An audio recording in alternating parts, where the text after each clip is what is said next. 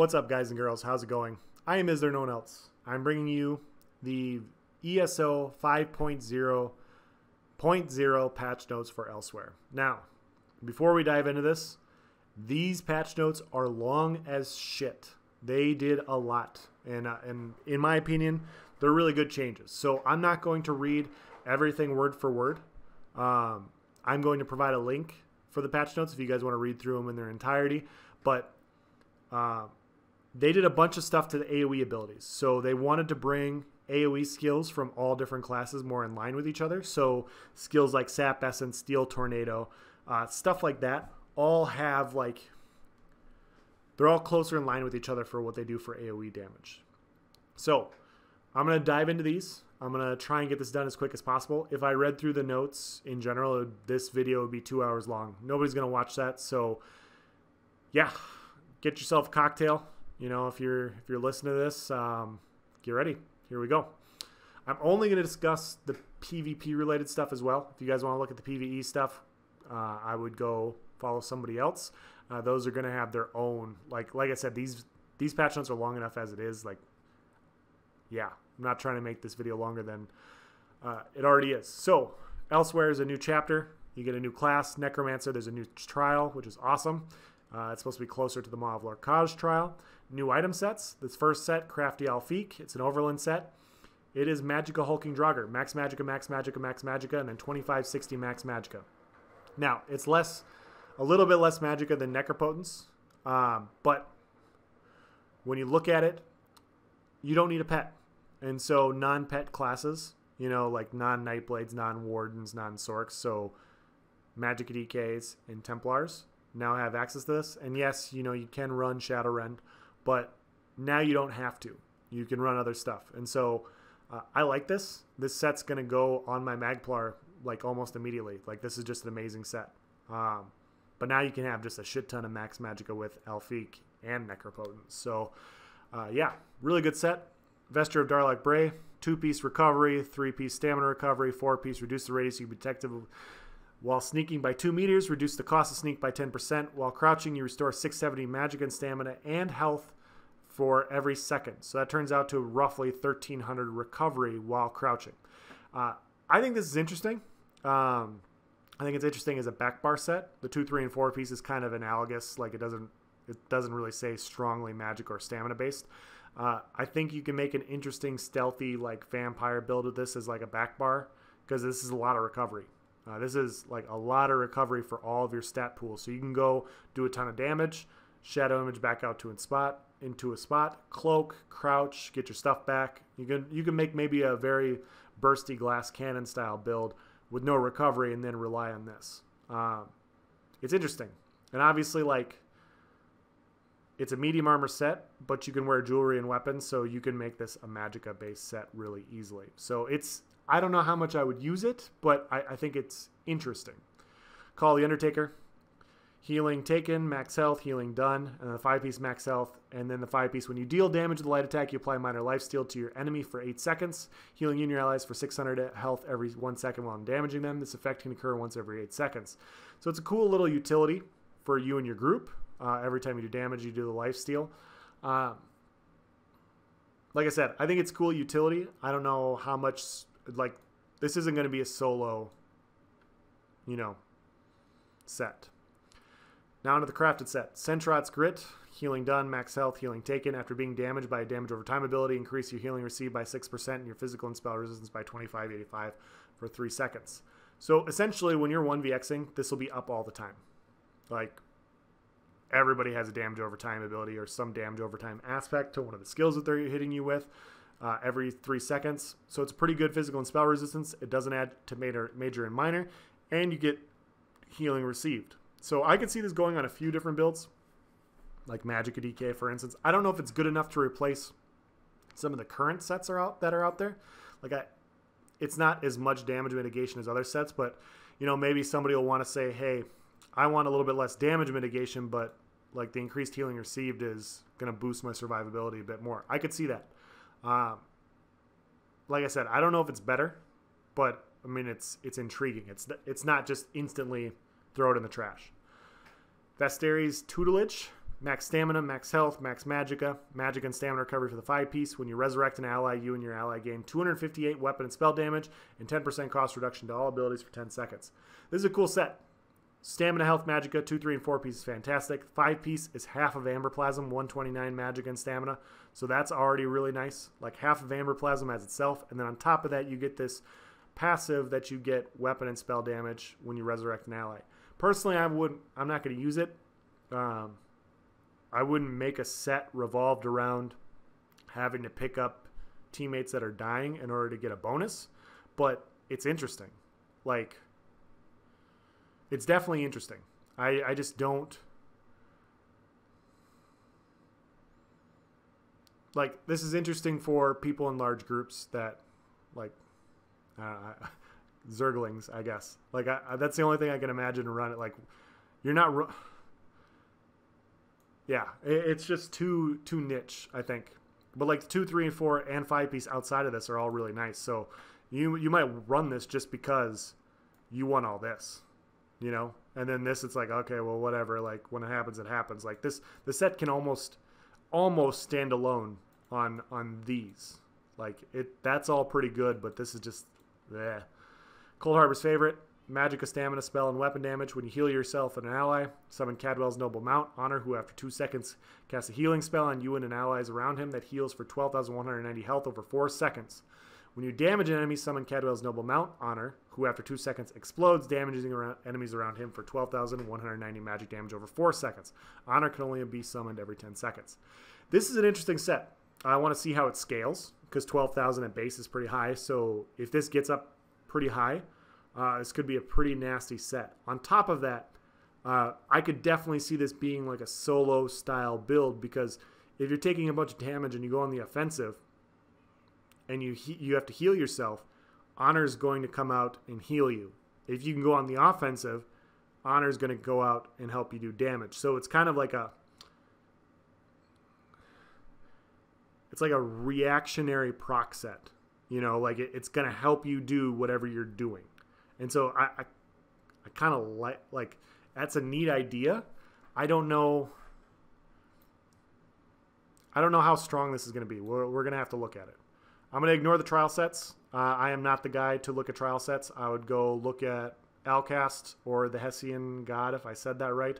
They do very good information on these sets. They'll know where all this stuff goes in line with, you know, what the current meta is and all of that. I am not that person, so we're just going to skip it.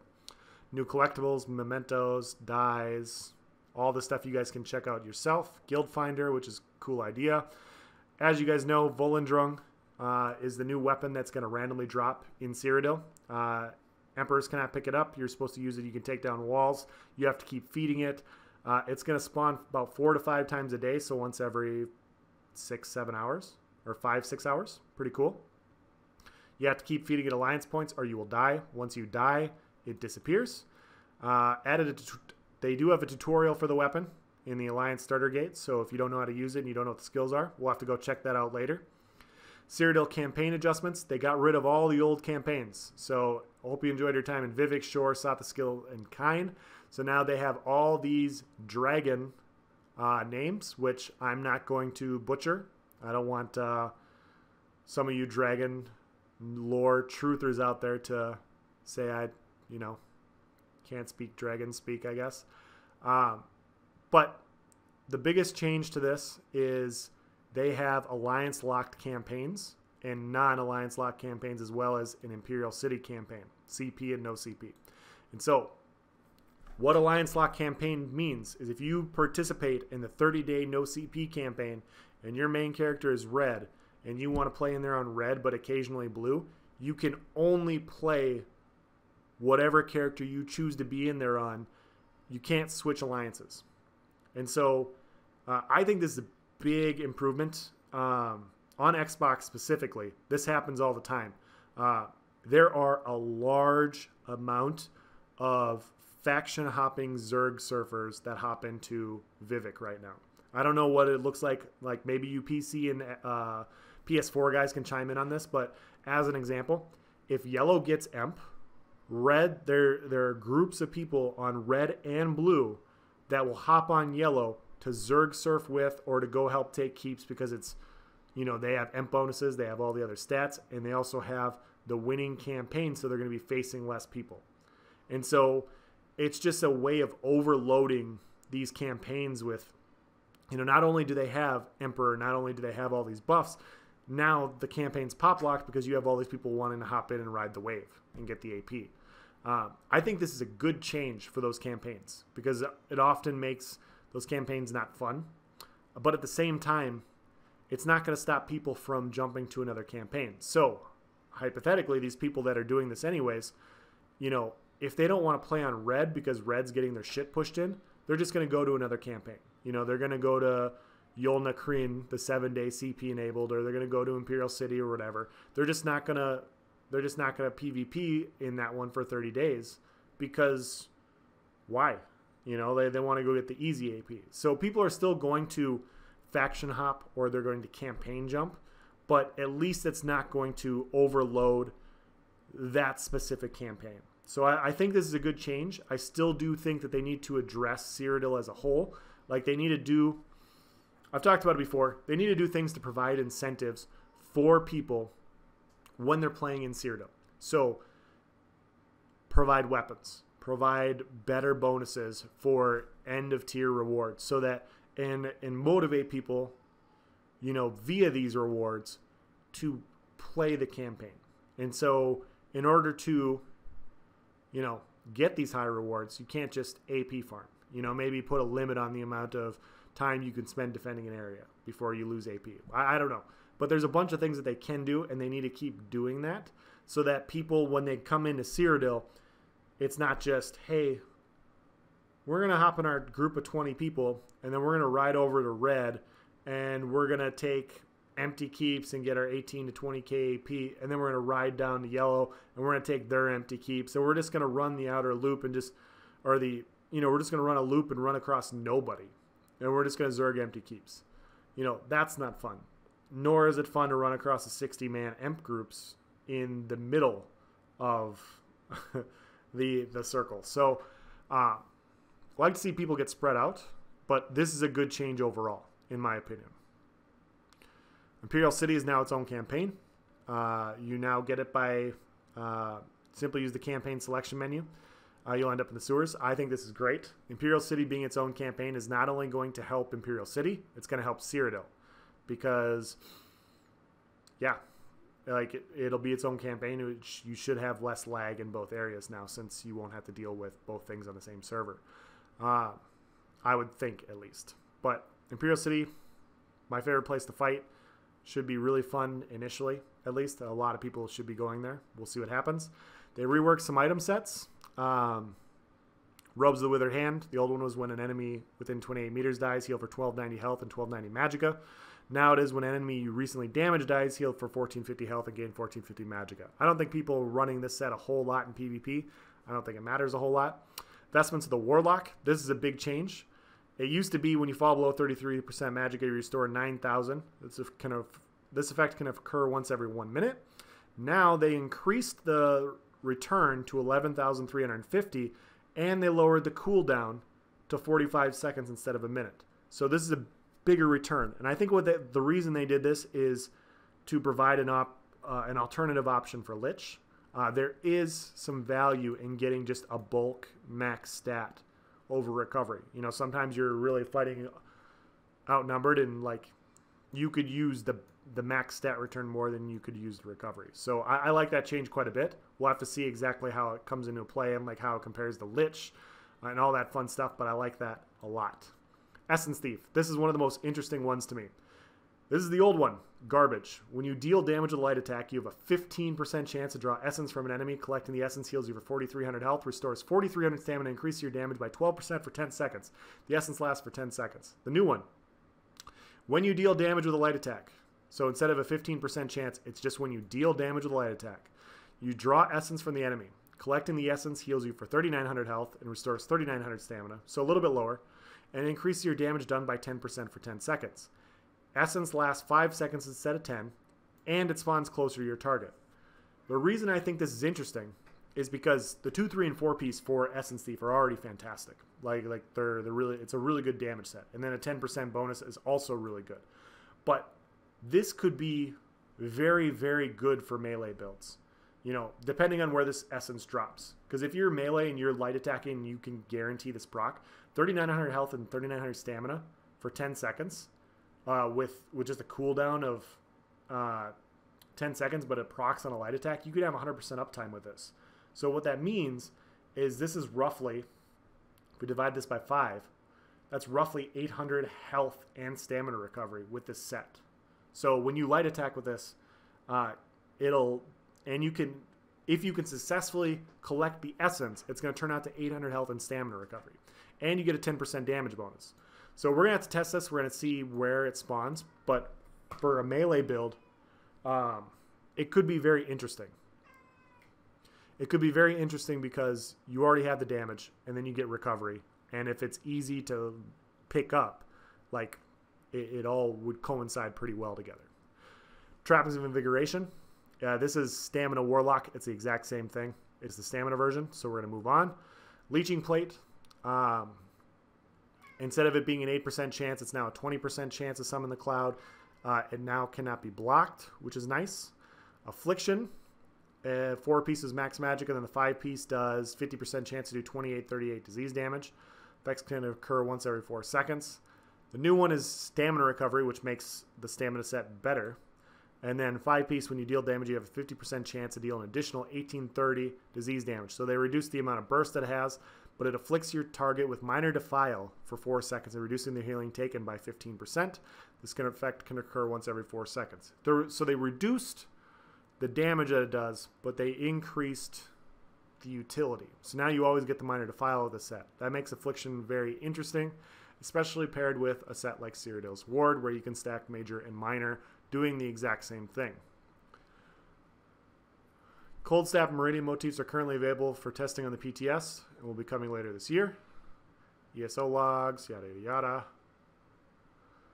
Available templates, dungeon group content, crafting economy, yada yada yada. Combat and gameplay. Adjusted health and damage from monsters in CP-enabled Imperial City campaign. Expect denizens of sewers and districts to hit harder and be tougher overall. Interesting. Treasure scamps now spawn more frequently. Adjusted the path of various treasure scamps so they will no longer disappear when moving from point to point. Alright. Halls of Fabrication. Quests and zones. Yada yada yada. Well, let's get to the PvP stuff, huh? Combat and gameplay.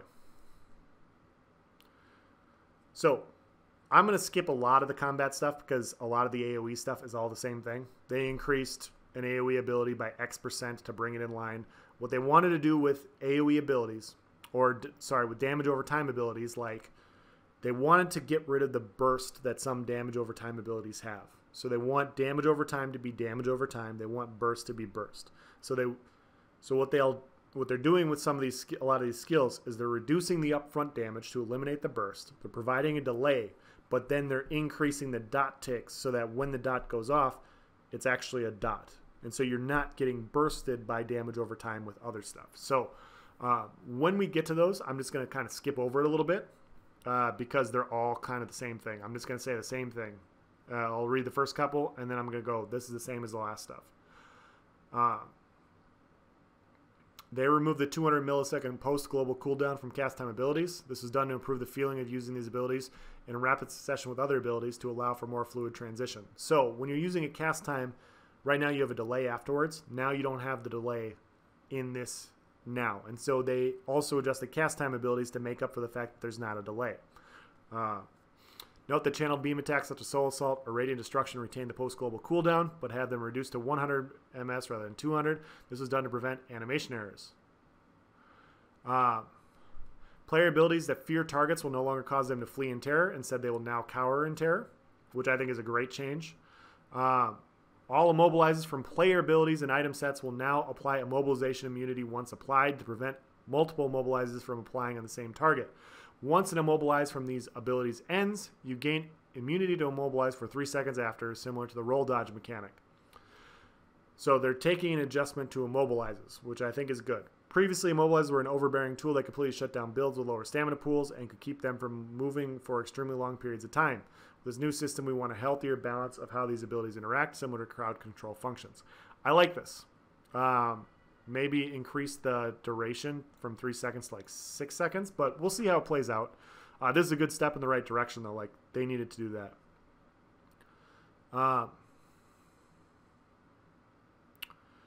Pets no longer attempt. Yep. Weapon swapping. These are all just buffs and debuffs. Dragonite changes. Ardent Flame, Fiery Breath. Increase the damage of the initial hit of this ability by 200% to be on par with our AoE standards. The base ability will now rank up in damage for the entire ability rather than just the dot. Fiery Grip. Increase the damage of this ability and its morphs by 20% to put it on par with our gap closer standards. And improve the responsiveness of the pull speed from this ability to reduce situations where players were still CC'd after the pull was complete. So Fiery Grip and Silver Leash got the same adjustment. So right now when you pull somebody, sometimes they're still stunned or they're in the process of being pulled, which that half second when it happens, especially with Silver Leash, makes it kind of easy to sometimes finish people, and it's really tough to deal with, and it shouldn't be working that way. So I like that. Inferno. This ability and its morphs now operate like the Flames of Oblivion morph, where they will scale with your highest offensive stats. Also increase the power of these abilities by 5%. Flames of Oblivion morph. This morph no longer exclusively adds a dynamic scaling mechanism. Instead, the morph retains them gaining a major savagery and hits one additional enemy. So up to 2. Lava Whip. Reduce the cost of this ability and its morphs by 5% to put it in line with the other melee spammables. Molten Whip morph. Rework this ability so it no longer grants a passive weapon bonus. Passive bonus to weapon and spell damage while slotted. Instead, this passive grant access to Seething Fury, a 33% damage bonus to your next Molten Whip cast, an increase of 125 weapon and spell damage every time you activate an Art of Flame ability that is a Molten Whip. This bonus can stack up to 3 times, lasts 5 seconds, and will refresh in duration every time it is applied to you. So essentially what this is saying is you have potential for higher burst with Molten Whip. And depending on how you stack your Ardent Flame abilities, you can get this increase to 125 weapon spell damage and 33% damage to your next Molten Whip. Really interesting. I don't know how it's going to play out. I'd like to test it a little bit first, but I like this. It's increased burst for DKs, potentially, if this, is usable. The previous Molten Whip was under budgeted in terms of total power compared to Flame Lash, and rather than reducing that morph, we wanted to bring this one up to par. I agree. Additionally, we like how Flame Lash has the potential to disrupt the static rotation in combat, so we wanted to add a diverse bonus that would allow for you to engage in different ways. Now, the caster can decide to simply follow a normal rotation or to attempt to save up for a heavy-hitting attack after building up stacks. So you can stack these, and then, the next time you use Molten Whip, it does more damage. Please note, however, this will operate similarly to the previous Molten Whip, where your bonus will only be activated on the bar that it is slotted on. Searing Strike. Adjust this ability and its morphs to follow our standardized damage over time rule set. So this is what I was talking about before. Decrease the total duration to 8 seconds from 8.5 seconds, and increase the damage per tick by approximately 12.5% to make up for the loss of the first tick. So this will result in roughly the same overall DPS, but with less burst damage. So Searing Strike and Venomous Claw no longer have the burst potential on the first hit. Now it's they want it to function more like a dot. Draconic Power. Coagulating Blood. Increase the heal of this morph by approximately 19% to put it better in line with our burst heal abilities. Excellent. Dark Talons. Increase the damage of the initial hit of this ability and its morphs by 25% to put it on par with other AoE abilities. Burning Talons. Adjust the tick frequency, duration, and delay so this ability followed our standards. So they want to stipulate the burst with the dot. Duration remains at 4 seconds with a 1 second delay of the dot between the initial hit, but now ticks 4 times instead of 3. Dragon Leap. Increase the radius of this ability and its morph to 8 meters from 6.5 meters. Nice buff to Dragon Leap, so you can hit more people when you leap on them. It also now applies a more aggressive snare to targets it is cast on, preventing them from being able to outrun the AoE damage when it lands. Okay? Shouldn't be able to... Dragon Leap was already supposed to be undodgeable, but you can still dodge it. So if that's what they got to do, that's what they got to do, I guess. Hardened Armor. The damage shield granted from this ability will no longer extend in duration as the ability ranks up, but rather will increase by 1.1% in rank per size. In size per rank, that way, not the other way. Inhale. Increase the damage of the initial hit of this ability's morphs by 25%. Increase the damage of the delayed explosion by approximately 7%. So a pretty big, hefty buff to Inhale for DKs. This was done to adhere to the ability of our AoE standards. Once again, note that the initial hit of the ability is half the AoE standard because it heals for 100% of the damage caused, which takes it to that standard. So because it has a heal, it doesn't do as much damage as other AoE abilities. Remove the 6 target cap for the heal, interrupt, and resource restore for this ability. Note this puts this ability into the rule breaker category. Interesting. And all these, in my opinion, look like pretty nice buffs. And here comes the one that everybody's going to talk about. Reflective Scale. Renamed this ability to Protective Scale. Converted this reflect function into a 50% damage reduction from projectiles. This happened to all 3 versions of the ability. Dragonfire Scale. This ability no longer increases damage of reflected attacks since it can no longer reflect. Incoming projectiles will now cause you to launch a fiery orb at the attacker that deals damage. Effect can occur once every half seconds. Reflective Plate. Rename this ability to Protective Plate. No other changes were made. So Reflective Plate remains the same. And this skill no longer reflects projectiles. It's 50% damage reduction to projectiles. So we won't even read the developer comment. Like we can talk about this as players, but reflect needed to be adjusted. And this is a conversation I've had on quite a few balance change videos, and a lot of people that, you know, talk to me about this. You know, it's not just DKs. It's people that play their favorite class. You know, sometimes when classes are lacking, they don't want to lose a skill that's really, really strong. And I get it. But we can say that Magicka DKs as a whole are underperforming in PvP, and they could use a little love in the healing department, and they could use a little love in the damage dealing department to improve overall build diversity, while also saying that Reflective Scales is extremely overpowered versus ranged abilities and staff builds. Reflective Scales can single-handedly shut down a Sork burst combination, a Nightblade staff burst combination, because you just have your wings up all the time. And yes, I know it's expensive, but at the same time, if you're going on the defensive and you're not using skills to go on the offensive, it's pretty easy to keep Reflective Scales up. And so this stops completely shutting down range builds. Range builds will still have an effect on you, but 50% damage mitigation is a lot, guys. And when you're fighting outnumbered, there will be plenty of situations as a Magicka DK or as a Stamina DK where you're going to prefer the 50% damage mitigation over reflecting 4 projectiles because you're getting hit by so much shit within 4 seconds, you'd rather just have the damage mitigation. So in some ways, this is a nerf. You know, one-on-ones, definitely a nerf. But it's, in my opinion, it is a much-needed nerf. And in some ways, in outnumbered PvP fights, this is a buff because you don't have to keep flapping your wings. So if all of a sudden you reflect 4 projectiles and start getting hit again, you have to flap your wings again, and that's another 4K Magicka gun. Now you flap your wings, and you just have that protection, and you have that snare immunity, and you just have what you have. So I think this is better for everybody. I think in general, DKs will get used to it.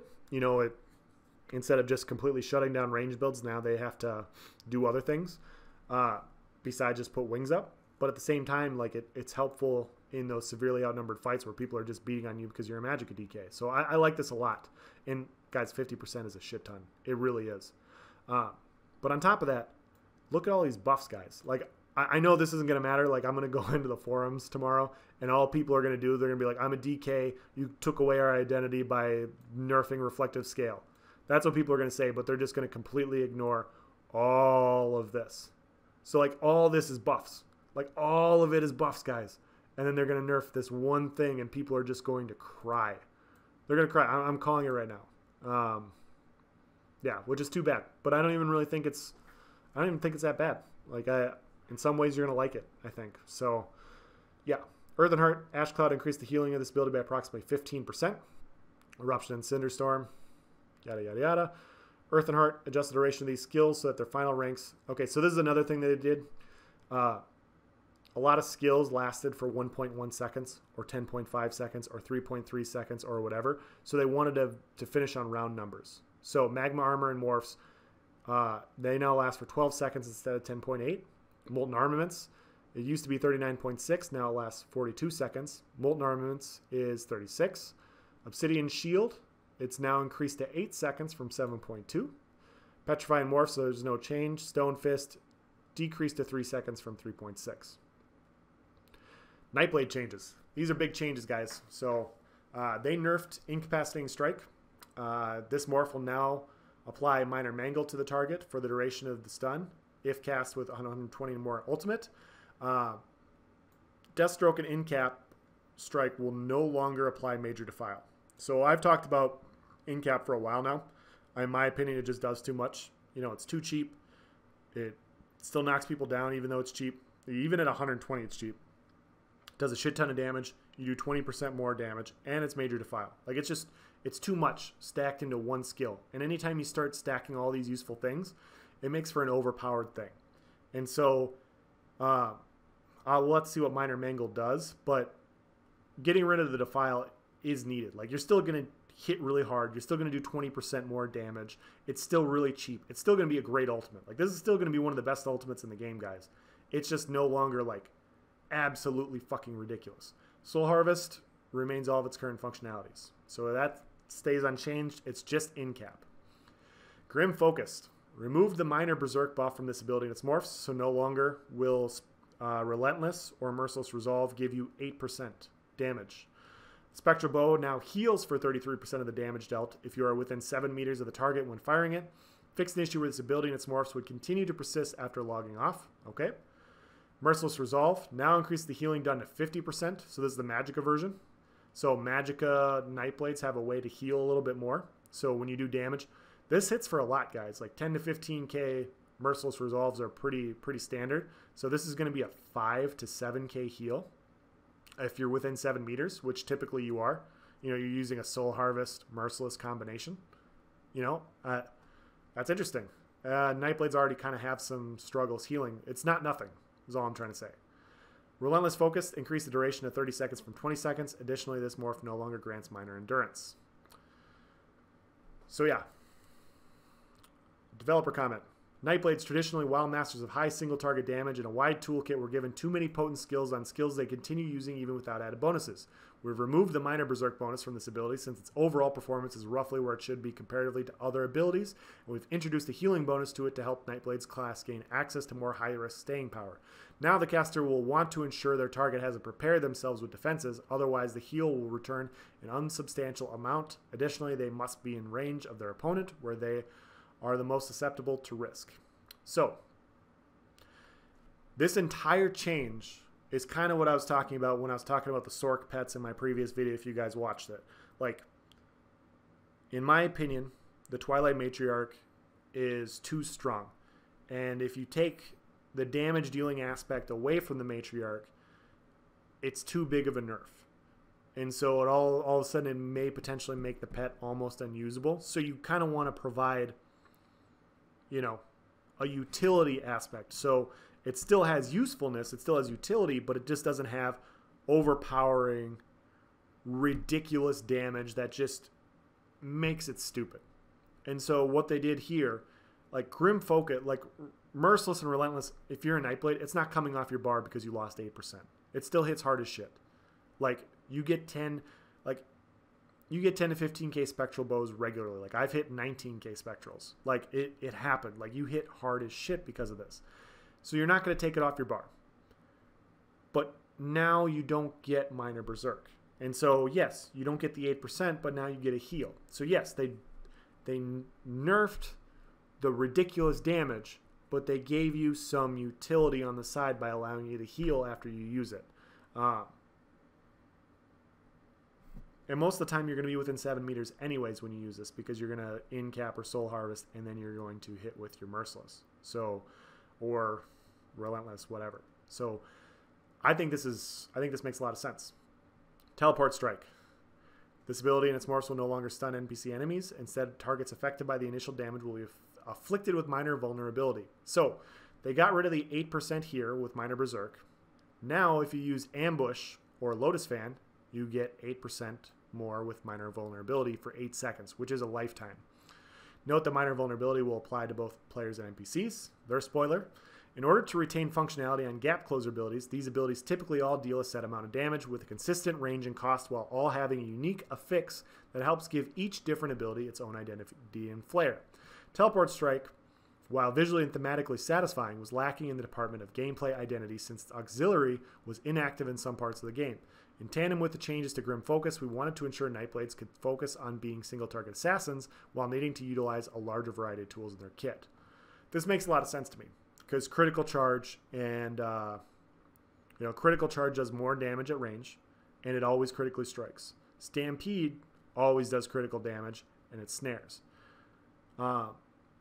Ambush would stun NPCs, but it's just a gap closer in PvP. So it makes sense that they tacked something onto the skill to give it its own little flair. So you guys that are lamenting a little bit about this minor berserk, just remember you now get 8% here if you use this gap closer. So this is a big buff to this gap closer. Like this is a huge buff. Shadow, Aspect of Terror. This ability and its morphs no longer snare the target after the fear ends. Aspect of Terror now fears up to 3 enemies, up from 2. So great. Getting rid of the snare. That's fantastic. Mass Hysteria. This morph no longer applies minor maim to the targets affected. Also increase the number of feared targets to 6 enemies from 2. So minor maim you already get with Shadow Image. So it makes sense. They don't want to double. They made a big post where they didn't want to double dip in buffs with different skills. And Nightblades have minor maim through, they had it through Mass Hysteria and Shadow Image, so it made sense to get rid of it from somewhere. But now that's a pretty big buff to now you can fear 6 people. That's excellent. Dark Cloak, adjusted how this ability operates. It will now heal the caster for 4.5% of their max health every 1 second, and duration can increase to a maximum of 8 seconds with other passives. The tooltip will now state the value you will heal for rather than how it scales to prevent confusion. Fix an issue where this ability had cost reduction for the rank up progression rather than increasing the morph operation of the healing. This will result in a cost increase of approximately 7%, but a healing value increase of approximately 3%. I'm going to read the developer comment, then I'm going to kind of talk about it a little bit. Previously, this ability was providing a considerable amount of healing compared to what the tooltip implied, while also not providing a lengthy enough period of time to engage with the minor protection granted. Now, with the duration increase, both protection duration and the total healing will be improved, but over a longer period of time to prevent the bursty nature of the previous heal. So, 4.5% of your max health every 1 second. So, it's roughly 5% of your max health. If you have 20k health, 10% is 2k. So, 5%. So it's going to be a little bit of under 1k per second, this heal is. And now it's a longer duration, plus you get major protection, or minor protection. Sorry, not major. Dark Veil. Adjust this passive to grant a flat 1 and 2 second duration to increase shadow abilities rather than 8 and 15% duration extensions. The duration of these abilities before allocating this passive have been adjusted to ensure total durations remain relatively the same to their current live values. Summon Shade. This is the most interesting one and the one I want to test the most. This ability now scales with the caster's max magic and spell damage, or stamina and weapon damage. So right now, Summon Shade, like it's, you drop it, and then that's your teleport. The damage now scales with your max stats. So it'll be interesting to see how much damage this actually means. I really don't think it needs to do damage. You get minor, like you can't kill this thing. So hopefully this isn't doing a shit ton of damage. The Shades will now attack every 2 seconds rather than every 1.5 seconds, so they're doing the whole rounding thing. Rename the attacks to the Shades to deal with each morph to help improve clarity. Fix an issue where these abilities did not increase in damage as they ranked up. Dark Shade Morph. This ability now deals 50% more damage as a part of its morph functionality. The AoE attack it casts can happen 5% more frequently than before and deals 20% more damage than the default attack. Interesting. I want to test this because I want to see how much damage this does because I think this is kind of ridiculous. But I digress. Surprise attack. This ability no longer applies major fracture. Womp womp. Instead, if you use the ability on the flank of an enemy, behind or at their sides, you reduce their physical resistance by 5%. This effect cannot stack, but will always prioritize the highest value. This is a nerf. That's all there is to it. They nerf no major fracture. And then the flank, like if it works like the flanking set, you have to pretty much be right behind them. And so I'll be interested to see what this does, but like this is a pretty noticeable nerf to surprise attack, but Surprise attack is already the hardest hitting single target spammable. So, I mean, you go... I mean, it's something. Like, this is a noticeable nerf, but like it's not like surprise attack is nerfed to the ground and it's the worst spammable in the game. Like, it's still good. It's just, yeah. Siphoning, cripple, adjust the ability and debilitate morph to follow our standard damage over time rule set. Increase the total duration to 10 seconds. So that's the same thing with cripple that they're doing. They're stipulating the difference between the burst damage and the dot damage. Reduce snare potency to 30% from 40%. Drain power. Increase the damage of this ability and the sap essence morph by 25% to adhere to our AoE damage standards. So they want more than steel tornado builds. Major sorcery, power extraction, increase the damage of this ability by 20%. This ability continues to grant major brutality. I want to see this one myself for stamina builds. Siphoning strikes, fix an issue where this ability and its morphs had a cooldown on the heal. Since light and heavy attacks already had their own unique cooldowns, this previous interaction meant if you had a set such as Blood Moon, you were not gaining the full efficiency of the bonus. Soul Shred, Soul Tether. Increase the radius of this ability and the Soul Tether morph to 8 meters from 6 meters. So now you can hit more people, like bigger range. Soul Tether morph, adjust this morph to adhere to our dot standards, added a 1 second delay between the initial hit and the first dot tick. Increase the damage by approximately 4% per tick to make up for the loss of the first tick. This will result in the same DPS, but with less burst. Same thing they're doing with all the other damage. You know, any skill that has that upfront damage with dots. They want to provide that stipulation. Developer comment. In our past to remove the redundancies in terms of ability operations, we've identified a few more changes that we're in the process of adjusting that need more time before we're happy with them. In particular, we've noticed that Nightblade has several sources of major expeditions, so we'll be focusing on Cripple and its morphs, as well as Double Take morph. These additional changes will be coming in a future PTS incremental patch. So changes to Nightblade and all these other classes are not done. This is just what they have for week 1. Sorcerer, Crystal Shards. Reduce the cost of the abilities morphed by 15%. Dark Exchange. They fixed an issue with Dark Conversion morphs, so it would fail to return resources or heal if they were cast while silenced. Encased. Reduce the duration of the immobilized from this ability and its morphs to 4 seconds from 4.5. Negate Magic. Fixed an issue where this ability would fail to continue suppressing area of effect abilities inside the area. Earthcore. Updated the tooltip to better describe the function of this ultimate. Daedric Summoning. Daedric Curse. I like this change even though pets are strong. Fix an issue where the AoE detonation of this ability and its morphs could be blocked. Not this part, but Daedric Prey. Rework the ability rank up of this ability. Instead of gaining 1.1%, the cost is now 2160 at base, down from 2430. Added a pet taunt functionality to this ability that is similar to the one built into heavy attacks. Your active pets will now prioritize targets with Daedric Prey on them. This makes sense. Like, whoever you hit curse on is who you're trying to prioritize. So now, if you're running a pet build, your pets will focus who you're trying to hit. So I think this makes a lot of sense. Like, yeah, like now you can tell what you want the Atronach to hit. Reduce the damage bonus from pets from this ability to 40% from 55%. I think this can probably still come down even further. Like, this is just a huge, ridiculous buff. My Twilight Matriarch hits for like 7k, and so when you add 40% on top of that, it's still like 10k passively. You know, it's like 9k. So 9k passive damage from a pet that's just randomly spamming out attacks on somebody that I can just hit with curse, and now they know who they're attacking. Like, I still think that's too high, in my opinion. Hardened Ward. Fix an issue where this ability was getting a 40% bonus to strength rather than a 20% bonus. Please note that the previous bonus could not circumvent the health cap of 50%, so if you're already over that bonus, you will see no change to power. Alright. Storm Calling. Bolt Escape. Fix an issue where this ability and its morphs could stun targets behind walls. Streak. This ability will now scale with your highest offensive stats and increase the stun duration to 3 seconds from 1.8 seconds. I like this a lot. So now it's more... Streak is... They've both been defensive skills, but Ball of Lightning's always been the more defensive skill. Now they're clearly defining Streak as the offensive skill. You know? So now it'll work with Stam Sorks and Magicka Sorks because it's scaling with your highest offensive stats. So I like that quite a bit, actually. Like, we'll see how much damage it does, but it, you know, an AoE stun that's going to do more damage. I can get behind that. Lightning form, Boundless Storm. This morph now grants the 4 seconds of Major Expedition immediately, rather than starting at 2.5 seconds and ranking up as the ability progresses. This ability's damage will now get 1.1% stronger per rank, ending in a 3.3% damage increase at rank 4.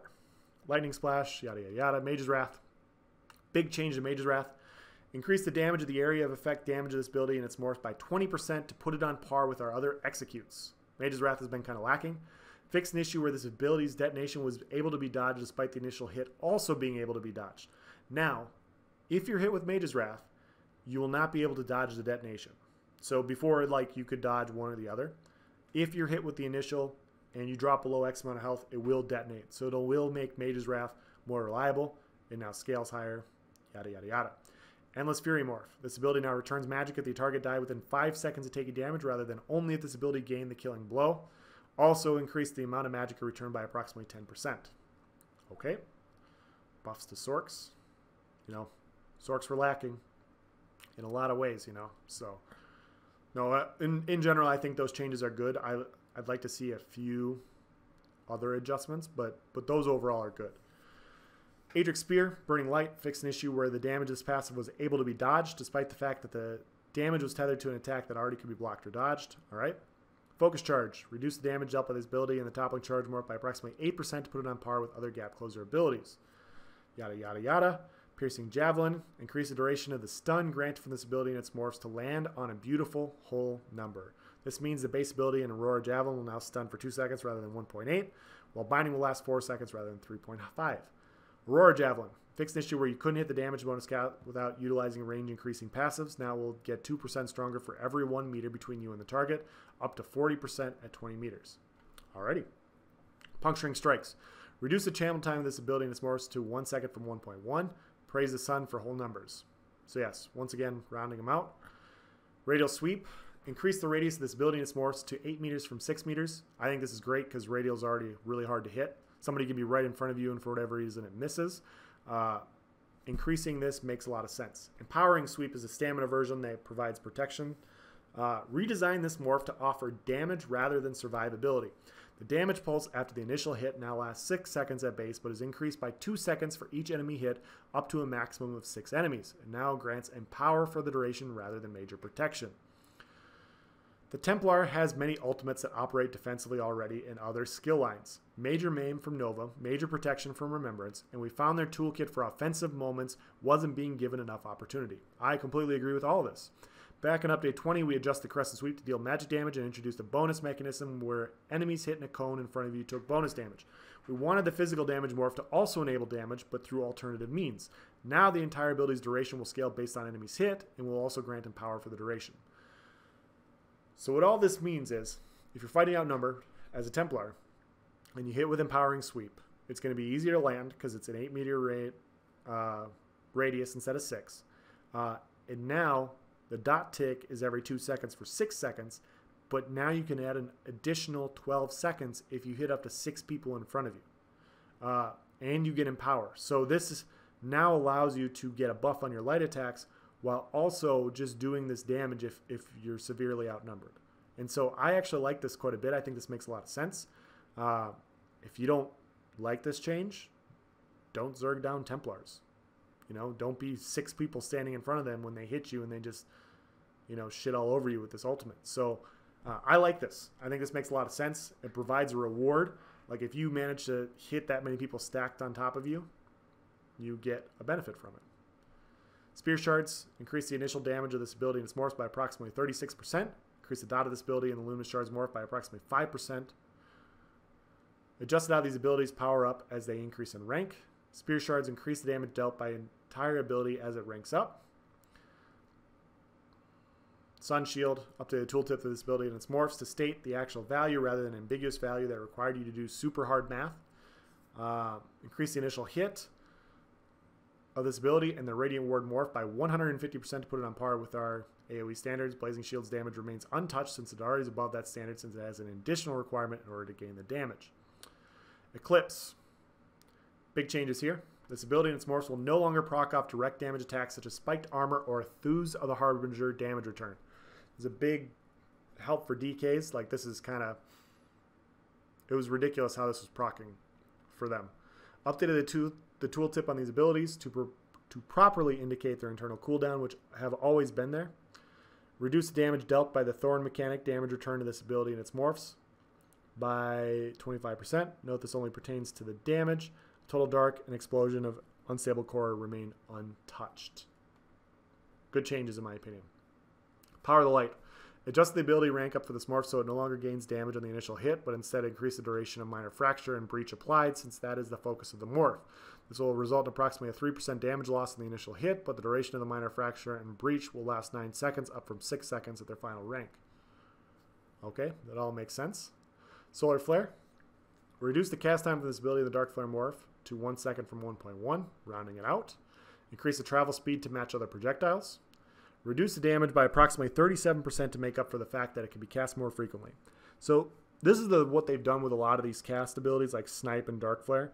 They hit really, really hard, but because they're a channel, they want to justify like, hey, if you're going to be in a channel and you throw this out, it should do a shit ton of damage because it's a channel. They're reducing this damage because they're not just because it's 1.1, but because they got rid of the cooldown, so you can spam Dark Flare a little bit more, and it's going to be a little bit faster. So that's why the 37% is there. I think that makes sense, but we'll have to see how it plays out. Sunfire. Adjust this ability and its morphs to follow our standardized damage over time rule set. Same thing.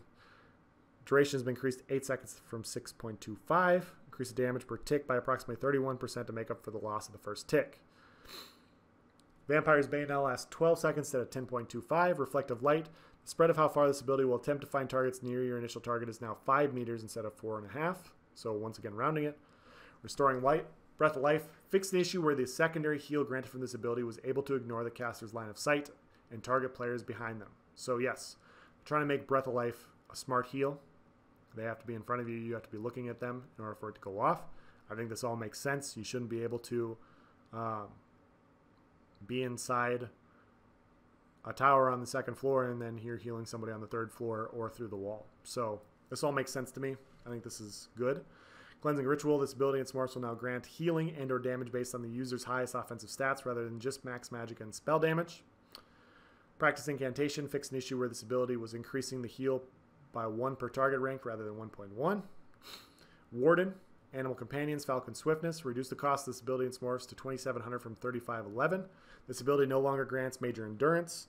Major Expedition now lasts 6 seconds, up from 4 seconds. Note this ability is now considered a rule breaker since it breaks the paradigm of Major Expedition lasting 4 seconds.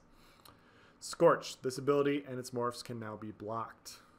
Big, big change right there. I'm going to pause there for all you wardens to see that. This ability and its morphs can now be blocked. Green Balance. Corrupting Pollen no longer applies Major Defile to enemies for 4 seconds. Instead, up to 6 enemies inside will be properly afflicted with Major Defile, which will cease once the ability ends or they leave the radius. Alrighty. Lotus Flower. Increase the radius of the heal from this ability and its morphs to 28 meters from 12 to aid in better distributing the healing potential to group members. Alright. Arctic Wind changes. Crystallized Shield. Remove the cost reduction rank up from this ability and its morphs. They will now all cost 3780 at base. So now you don't get a reduced cost as you level Crystallized Shield, which makes it a nerf. The size of this shield from this ability will increase as the ability ranks up. Adjust the magic return to be 22% of the ability's cost instead of the previous base value. So, 2 nerfs to Magic Sustain for people that use Crystallized Shield. That's how I'm reading it, at least. This looks like a pretty hefty nerf to Crystallized Shield. I think it was needed, to be honest. Like, Crystallized Shield is already very powerful. Makes a lot of sense. Frozen Gate. Nobody uses it. Paling Shards. Whatever. Sleet Storm. Reduce the potency of the snare from this ability and its morphs to 40% from 70%. It's a good change. Going in line with the end cap changes, Permafrost does a lot. Stuns. Major protection, huge snare, and good damage. And yes, it does cost a lot, and so people will say like, oh yeah, it does cost a decent amount. But with Crystallized Shield, your ulti-gen on a Warden is just fantastic, and so it's not really that hard to get to your Permafrost. And so that's what makes this ability so good. It's not just permafrost, it's permafrost with crystallized shield. And so it'll be interesting to see if these changes to crystallized shield and the cost makes up for how powerful permafrost is, so it's not as easy to use or as not to be used as often, you know? But I think it's possible that permafrost could still be adjusted a little bit more. But we'll see. I mean, I don't know if you need the snare with the stun. That's all I'm saying. But yeah, I digress. We'll see how it plays out, but that's a good change in the right direction. Weapons, two-handed, cleave. Rework this ability and some more so the damage is increased by 50%, but remove the bleed from the ability completely. Carve. Carve will retain the bleed and increase the bleed damage by 25%. However, it no longer grants minor heroism. Brawler. Remove the bleed from this ability. Increase the shield granted from this morph by 100% at base, but reduce the bonus scaling per target hit from 100% to 50%. This means at base, this ability will be 100% stronger than before and will be approximately 40% stronger than previously if you get the maximum bonus. So now, once again, they're providing an offensive and defensive morph of these skills. So if you want to be on the offensive, you use Carve to get the bleed and the bleed damage. If you want to be on the defensive, you get the direct damage, but you get this bigger shield. And so you can pick and choose, like, do you want to be more offensive with this? Do you want to be more defensive with this? But it's a good improvement to a very underwhelming skill, which is also going to coincide very well with a Master's 2H. Uppercut. Reduce the damage dealt to this ability and its morphs by 14% to make up for the removal of the post-global noted above. That's what I was talking about before. Like, there's a global cooldown after you cast an ability. You're going to be able to spam uppercut more now, and because of that, they're nerfing the damage by 14%. Note this will result in a 6% overall DPS increase when used in quick succession. So you'll be able to hit uppercut more now. So even with this reduction in damage, you're going to be doing more damage over time because of that. So I think that makes sense. Dual wield. Blade Cloak. Fix an issue with this ability and its morphs where you could fail to get the damage or any other bonuses provided. You now always get the pulsing damage and any other bonuses, even if the major evasion fails to apply due to having a longer duration bonus existing. Fix an issue where these abilities were being treated as a dot and as direct damage that will now properly be treated as damage over time and scale with Thaumaturge rather than Master at Arms. This means it will also no longer proc things that state when dealing melee damage. So it will not proc Ravager according to this. Deadly Cloak. Increase the damage of this morph by approximately 4% so that it properly gains 50% damage compared to the other morph. Okay. Flurry. Increase the damage dealt from this ability and its morphs by approximately 21% to ensure it is in line with other single target spammable abilities. So here comes that flurry buff, guys. Poke, poke, poke, poke. Hidden Blade. Remove the snare from this ability and its morphs. Thank you. Thank you. See, so they haven't come out and, like, outright removed a shit ton of snares, but, like, this is what, the 4th or 5th ability where they removed it off of Fear, they removed it off of this. Like, these are the things that needed to happen. Like, there's too many skills that are just stacked with snares. And so this is just going to make quality of life so much better because there's less snares in the game, so there's less things that can hit you and snare you. I think this makes a lot of sense. Twin Slashes. Adjust this ability and its morphs to follow our standardized damage over time rule set. Increase the total duration to 10 seconds from 9 seconds. Increase the delay to 2 seconds from 1 second. Same thing as before. Increase damage per tick by approximately 15% to make up for the loss of the first tick. Whirlwind changes. Increase the base damage of his abilities and morphs by 50% or remove the execute bonus. Reduce the base cost to 3510 from 3780. Increase the radius of this ability and the Whirling Death morph to 6 meters from 5 meters, so they increased Whirling Death. Steel Tornado morph removed the execute bonus, but reduced the base cost to 3240 from 3510. Whirling Blades removed the reduced cost and major endurance on hit and reintroduced the execute bonus to this morph. So, essentially, they nerfed Steel Tornado, and they buffed the other one so you have some benefits to use the shorter area.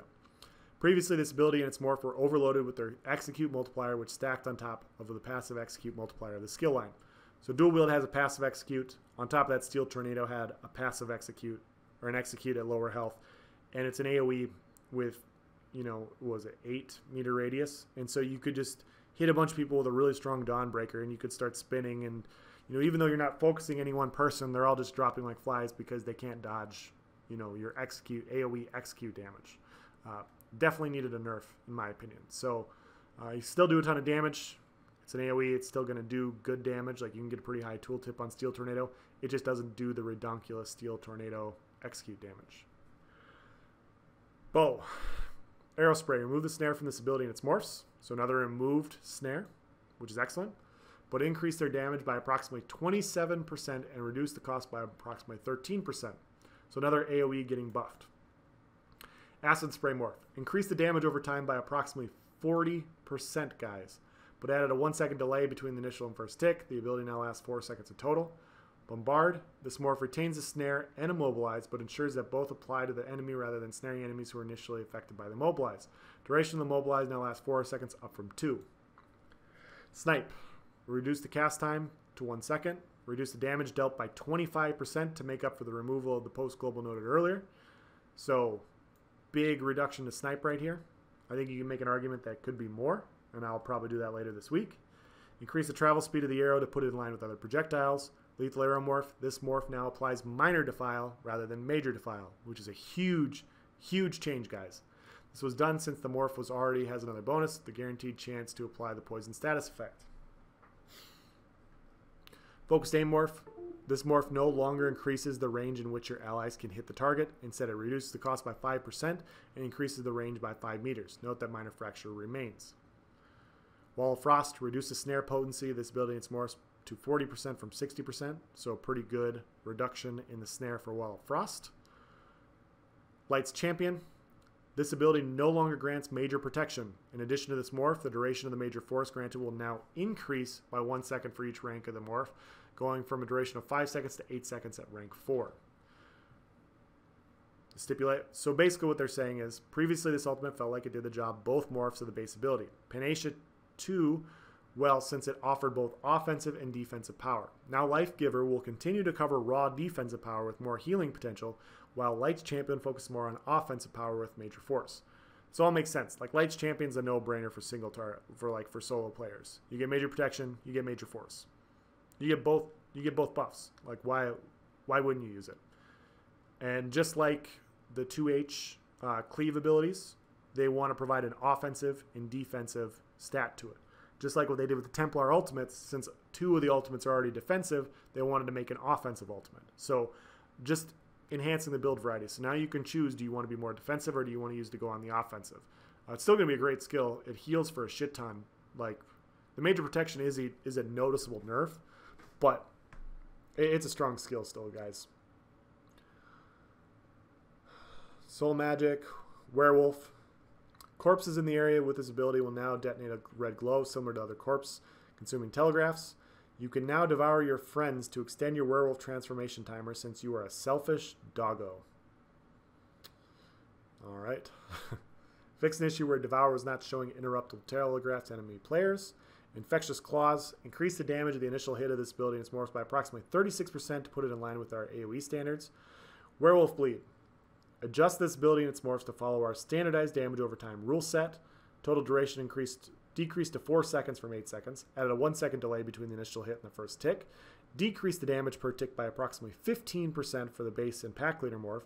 Increased the damage per tick by approximately 24% for the berserker morph. These abilities can no longer refresh once they are applied to a target. Previously, a big portion of the werewolf's burst damage came from the fact that their bleed applied from their light attacks dealt damage immediately and could be spammed in quick succession. This made up for the fact that immediately light attacking would refresh the bleed. Now with the delay, we wanted to ensure you couldn't miss the damage, so we're making sure these bleeds couldn't refresh if they were already active. In addition to this, we've noticed a large disparity of the performance between the pack leader and berserker morph and are currently in the midst of investigating a healthier balance between the two other than merely adding more damage to one. Good werewolf changes, because werewolf is really freaking strong right now. And it's, yeah, that's all there is to it. Dawnbreaker. So they increase the delay of damage over time effect to 2 seconds from 1 second. So you have the initial dot damage, burst damage, and then you have a delay, and then you have the dot damage. Dawnbreaker Smiting. Stun from this ability no longer ranks up from 1.5 seconds to 2.5 seconds. Instead, it's a flat 2 seconds at all ranks. This morph will now progressively get stronger in damage as it ranks up instead. This will result in a 5.7 initial hit damage increase and a 9% damage over time portion increase. So Dawnbreaker buffs, guys. Here we go. Silver Leash. Improve the responsiveness of the pull speed from this ability to reduce situations where players were still CC'd after the pull was complete. I've used this actually. I was using this on my Nightblade, and it's highly amusing to pull somebody with Silver Leash. And then, you know, Nightblades can already kill somebody in 2 seconds. And so Silver Leash combined with In-Cap and an Execute, you were killing people before they could break the CC where you were pulling them. So this is a much needed change. Honestly, I wish they'd get rid of the pull of Silver Leash in general. I hate change. I hate chains. I hate Silver Leash. I just don't like it. Trap Beast. Fix an issue where the initial hit of this ability and its morphs could be dodged. All right. Psijic Order. These are big changes, guys. Probably the biggest changes. I'm stipulating that right now in case you zoned out from my sexy voice. But Accelerate. Increase the duration of the Major Expedition buff from its ability and its morphs to 4 seconds from 3. So a buff to Major Expedition. Note channeled acceleration will now last 12 seconds rather than 9. Race Against Time morph. This morph no longer reduces the cost of sprinting by 50% for 4 seconds. Instead, it now grants immunity to snares and immobilizations for 4 seconds. So, Race Against Time, guys, costs Magicka. It's going to give you Major Expedition. It's going to give you Minor Force. And it grants immunity to snares and immobilizations for 4 seconds. This skill, this is the universal snare and immobilization removal skill that Magicka classes have been clamoring for the last 2 or 3 patches. I wanted to really harp on this because this is one of the most important things. So quality of life for Magicka builds has just increased exponentially by this one change. And yes, it's behind a paywall. Yes, you have to go grind stupid Psijic Order. But there's now a skill that Magicka classes can use to move freely. No longer will you just be snared to shit. Now you have Major Expedition on top of snare and immobilization removal for 4 seconds. This is a very good skill. And on top of that, you get Minor Force. So you get all these fucking buffs. And on top of that, Race Against Time isn't a channel. It's an instant cast. So you get all this stuff. It's a very useful skill is all I'm saying. And now all of you guys that are going Vampire for Mistform because you need that snare removal, you have an opportunity to not take the 5% more Dawnbreaker damage if you want to just not be a Vampire and run this. And I think this is what's going to happen for me too. I think I'm going to get rid of Vampire in all my classes, and I'll probably just run Race Against Time. Like, why use Mistform when I can hit harder and I can get Major Expedition and I can get this immobilization removal? Like, this is really nice, guys. Really, really nice. Ellie Weapon. Fix an issue where this wasn't an equal chance to apply each status effect. Okay. Mend Wounds. You guys can read that. I'm going to skip through it because it's not really PvP related. Not too much, at least. Razor Caltrops. This morph no longer snares enemies hit upon the initial hit. Instead, the initial hit deals as much damage as an instant cast AoE spammable ability, approximately 350% damage increase for the initial hit. So Razor is an AoE with burst damage. They want it to function like that. I think it's going to be really interesting seeing some AoE builds where you throw Caltrops and then you steal Tornado in, because you can probably time the burst to have them hit at close to the same time. And so you have 2 AoEs here. Adjust this ability to follow our standardized damage over time rule set. Added a 1-second delay between the initial hit and the first tick, and increased the damage per tick by approximately 8% to make up for the loss of the first tick. Anti-cavalry Caltrops. Increased duration to 15 seconds from 14. Guard. Fix numerous issues with this ability and its morphs. The transfer damage can no longer be mitigated a second time by the transfer target's mitigation or damage reduction. The damage is only mitigated once from the initial target's mitigation and damage reduction. The transfer damage is now correctly attributed to the attacker and no longer attributed to the initial target. It will no longer scale erroneously with the initial target's damage bonuses. The transfer damage will now retain the same damage type of the initial attack instead of always being physical damage. Note that Oblivion damage still cannot be transferred. So yeah, guards always felt like really stupidly overpowered, and I never really understood why. Because, you know, if you're guarding somebody, they take a bunch of less damage, but that damage should be going to the other person. And for whatever reason, it just never really seemed like it was doing that. It never really seemed like the person guarding somebody was taking enough damage to outweigh running guard.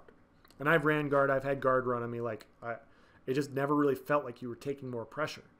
And so this makes sense, like it was bugged. So this is a very good change. Champion system, Shadow.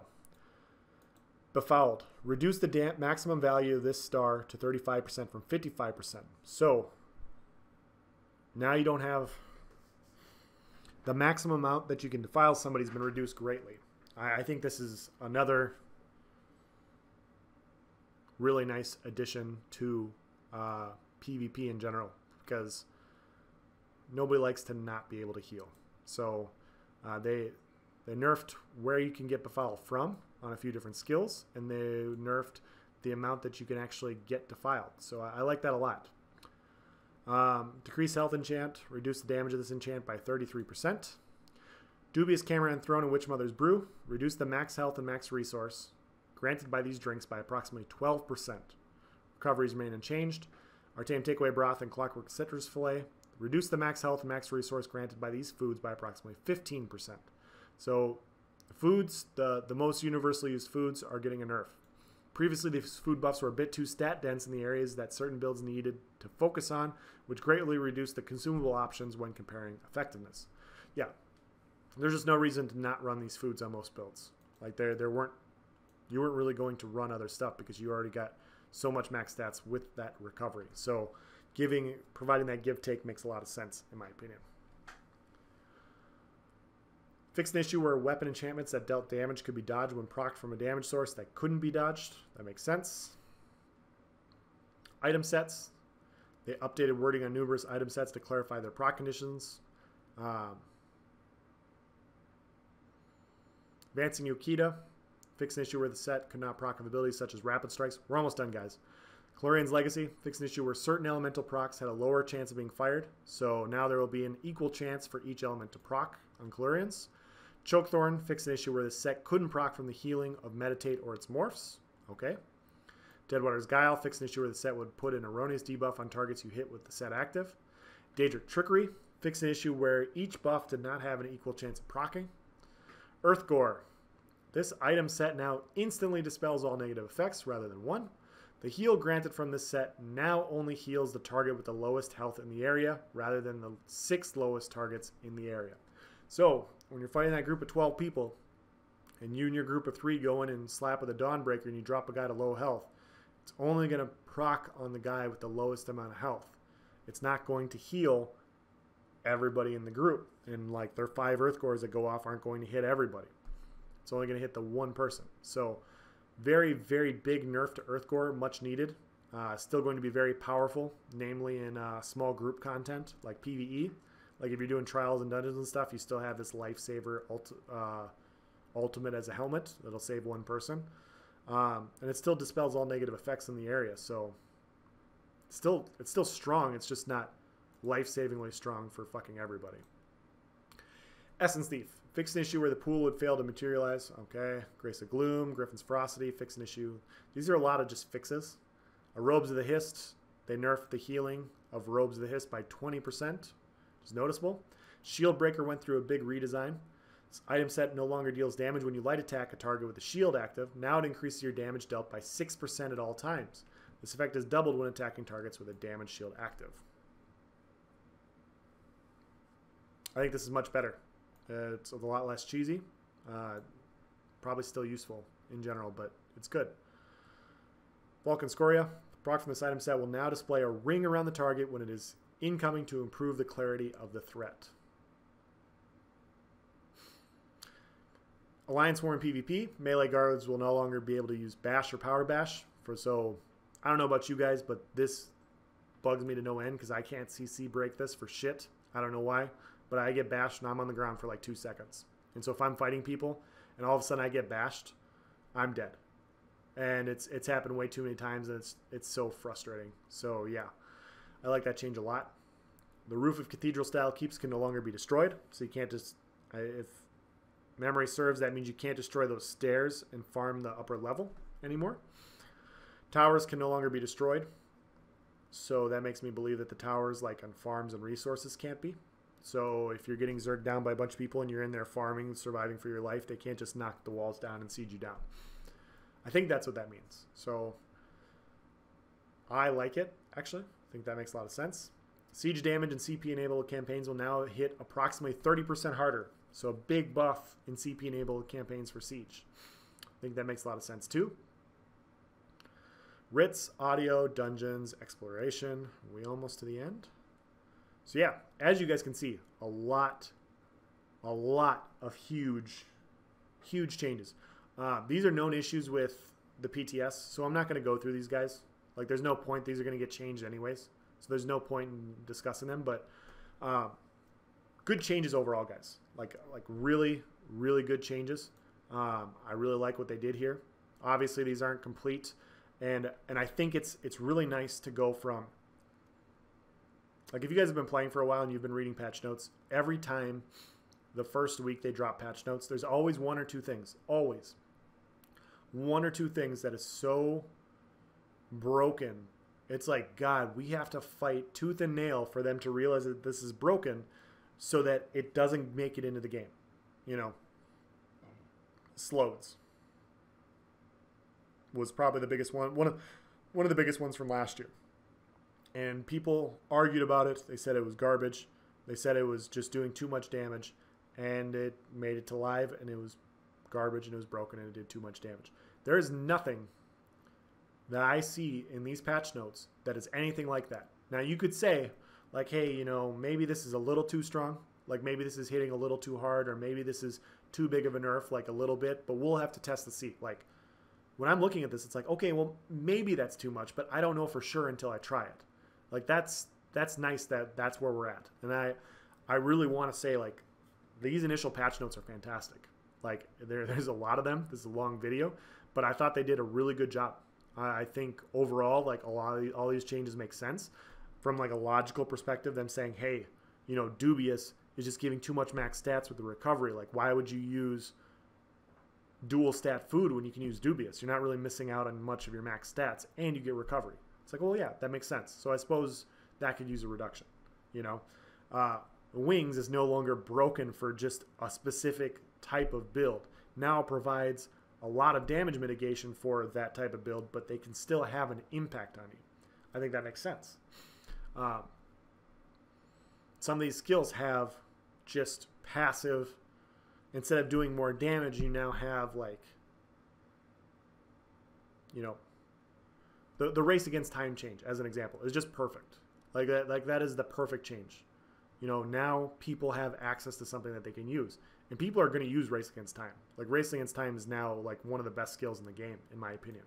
Like, you can move, you don't get immobilized or snared, and you get minor force. Like, duh.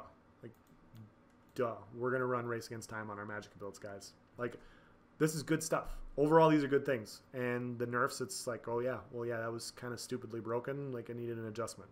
But that's my opinion. I wanted to get your guys's. Obviously, we're going to have a few more weeks of PTS. Please let me know what you guys think in the section below. Thank you for watching, guys. Have a nice day.